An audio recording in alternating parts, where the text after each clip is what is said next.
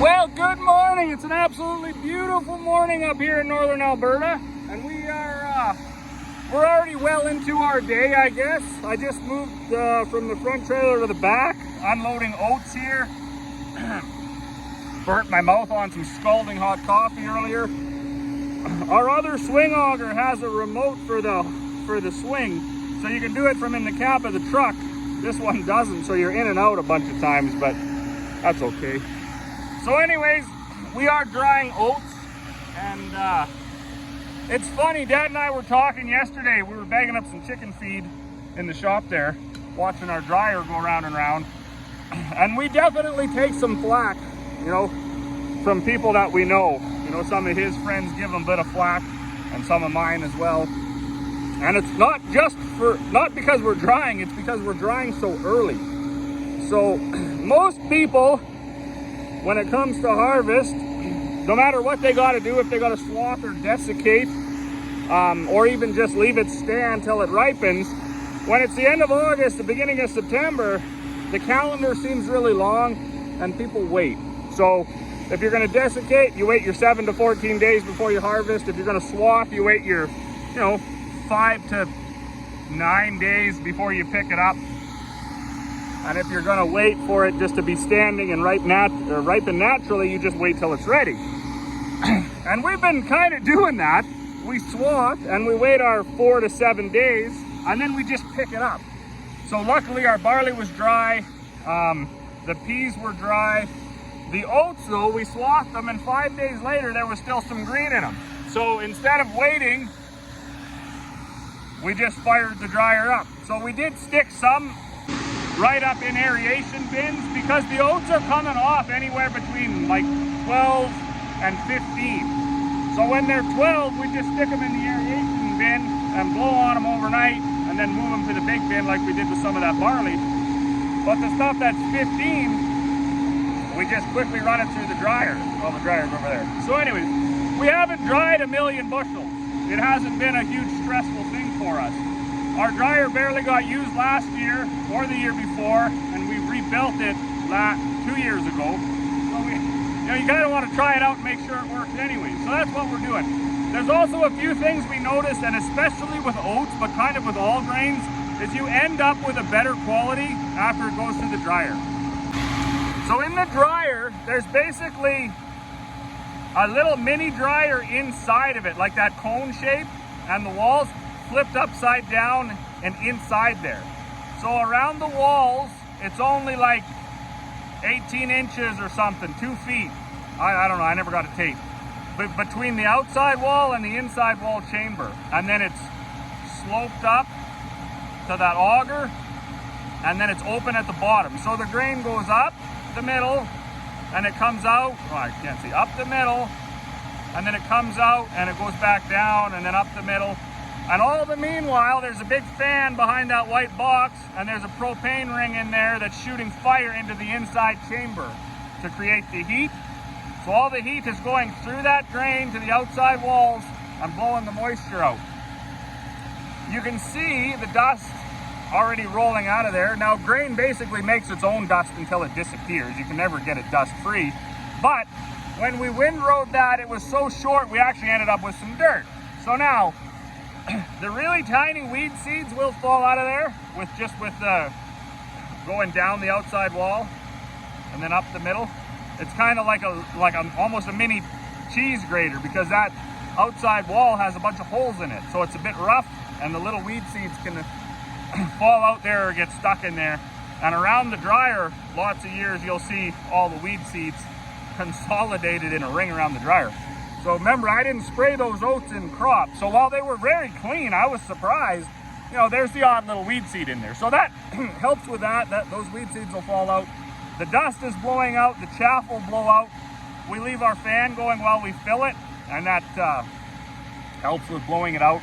And then once it dries down, you got rid of some of that other stuff, the bushel weight goes up. And then the oats end up actually being a little bit, seem to be shinier too once they go through the dryer. Maybe it's because the dust is gone and they've been polishing themselves against each other for the whole 25 minutes, half an hour that they're in there going round and round. So it's not just the moisture thing is what I'm getting at. You actually end up with a better quality seed out of it at the end of the day. We're not worried about saving any of this for seed, so we don't have any of the settings turned on that dryer. We just heat it up. Once it gets to about 30, 35 degrees, we basically know the grain is dry. You shut it off, you cool it for a few cycles, and then unload it, stick it in the bin. We only had the Super Bee and maybe a dozen little trucks to dry. Everything else went into aeration bins and cooled off that way. So it wasn't a tremendous amount of work. And in our mind, it's worth it because at the end of the week, we'll be done. We'll be like we finished the oats yesterday. So before the end of the week, we were done. Where at the start of the week, we still had 200 acres of oats to do. We didn't go really hard at it. We picked at it over 3 days. We got 4 or 5 trucks the first day, ran them through the dryer. Then we got a few trucks the next day. Some went right into an aeration bin, some went in the dryer. Then the next morning we emptied the aeration bin out, took both combines out, and took the last 110 acres of oats off. So, I don't know if I know some folks, they just can't wrap their head around the cost. Oh, you gotta buy diesel, you gotta buy propane. Well, we've used like 15% propane to dry all the oats. And those are two 1,000 gallon, I think they're two 1,000 gallon propane tanks. So not the end of the world there. That tractor's burned half a tank of diesel, and we've got our oats off dry. They're still nice and white. They never got rained on. They never got full of goose crap or anything from the birds landing in there. So that's how we justify it anyways. We've also been busy with these belts. So on Mom's combine, we did 3 of them. The lacing strips out. On this combine, they just did 2 of them yesterday. Always lots of stuff to fix, eh? We're always fixing. This buggy is just loaded with tools. So, that's that. What else? Oh, we got a big delivery yesterday for Master Feeds, all our cattle mineral and everything. Hard lick tubs, all sorts of stuff. So if you're up here in the Peace Country and you don't know what to do about your cattle feed situation or your supplements, you can always give us a call. We got lots of that stuff around. Also, my good buddy Monkman Machining, he fixed this drive assembly for me right here. It's all greasy already. I just put it back together. This used to be a hex shaft, and there was a hex pipe in there that drove. There's a shear pin right here. That all stripped out. So he had to build me a new shaft, make it round, put a keyway in there. So he got all that done. In the meantime, I was using my other little mill. You can't see it, it's behind the truck. But yeah, it's been going all right, I guess. We like I say, we're done the oats, trucks are cleaned out. We got to clean Carl out yet, and then we'll be on to barley today, I think. All right. Well, no phone service today. I was trying to talk to Jeremy, but that's not gonna go. So anyways, up here unloading some dry oats. And now, look at this. I don't know. This is the second time now that this has happened this fall. And I don't know what I'm doing wrong here. So these are 27 6-ring high bins, hold like 12,000 bushels. And we do know, like, we're not going to get any drying out of it, but when we hook these fans up, and there are temperature cables in the bins, we do, like, the air makes it all the way through. So, and when you're aerating a bin, just to say remove heat, the heat and stuff from the grain goes to the air. So it is going up and going out, but sometimes overnight it starts spitting out the grain. So I don't know if I did shove a couple of things in there, but obviously not enough. So not a big deal. It's all just grass here anyways. So we'll, as soon as we're done drying these last bit of oats, excuse me, there's only a load left. They're planning to switch to barley today anyways. So I will unhook the tractor from the dryer. I will bring it back up here, hook it up to the grain vac, and when I bring a truckload in from the field, I'll just vac that barley right on top and put it back in a bin I just, sometimes those extra projects, you just, you don't really need them, right? I mean, there's enough to do in a day without doing extra things. So I was looking at my wheat, and I don't know. So it's undeniable that we had, we were probably in the top 5% for folks affected by the drought, the uneven season.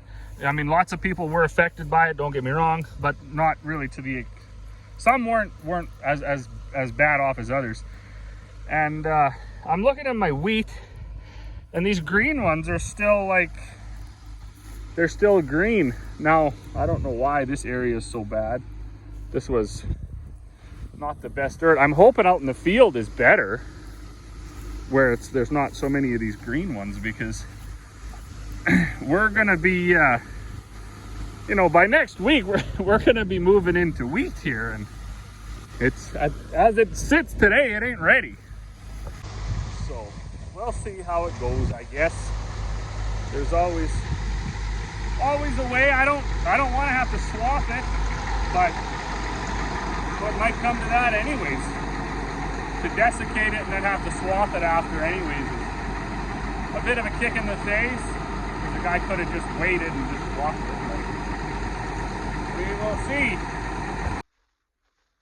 Well, good evening. And holy man, that was a day. So that's kind of how it goes in when these busy days in the fall. So anyways, the combines are back. Trucks are full of barley. Dad and I, man, we were running today. Like, holy cow. So it's bizarre because the barley wasn't running that good. I don't know exactly what it made for bushels, but we had started out the day. Carl was here with a hopper and a half left of oats. Dryer was full, so anyways, that got run through. Then we got it cleaned out, trucks cleaned out, the auger moved up. They got switched over to barley. What we do there is we use this little truck, and they combine just a little bit of barley, and then dump their hoppers into there, and then that I can grind up for feed.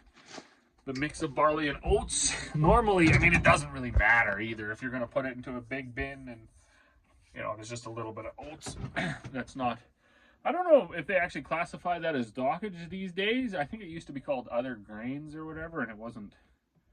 I don't know how it works.